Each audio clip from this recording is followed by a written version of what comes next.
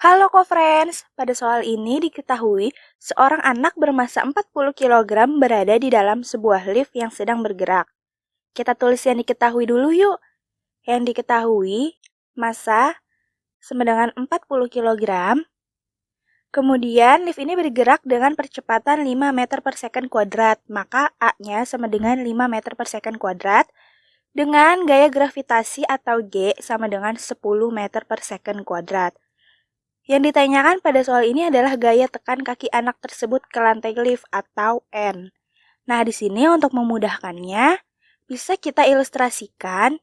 Jadi kita bisa membayangkan kejadian pada sistem ini. Di sini ada sebuah lift di mana di dalam lift ini di dalamnya ada seorang anak yang sedang berdiri. Seperti ini, dengan kakinya menyentuh lantai lift. Nah, disebutkan bahwa arah percepatannya ke atas karena liftnya bergerak ke atas. Jadi kita buat arah percepatannya ke atas. Nah, kita sekarang buat gaya-gaya yang bekerja pada anak dan lift ini. Setiap benda pasti memiliki gaya berat.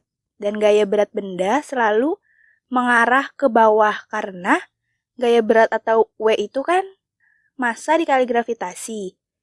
Jadi gaya berat itu selalu berhubungan ke bawah karena gravitasi. Nah, selain ada gaya berat, pada sistem ini juga ada gaya normal, di mana gaya normal selalu tegak lurus dengan bidang sentuhnya. Dalam kasus ini adalah kaki anak tersebut yang menyentuh lantai lift seperti ini. Jadi gaya tekannya itu adalah gaya normalnya. Nah, jadi ini adalah gaya-gaya yang bekerja pada seorang anak dan sebuah lift. Sekarang kita masuk ke perhitungannya. Di sini kita menggunakan hukum kedua Newton, di mana hukum kedua Newton adalah sigma F sama dengan M dikali A. Karena di sini yang bekerja hanya pada sumbu vertikal, maka kita hanya meninjau sigma FY-nya sama dengan M kali A. Nah, yang searah dengan arah percepatan tandanya positif, di mana yang searah dengan percepatan adalah gaya normalnya.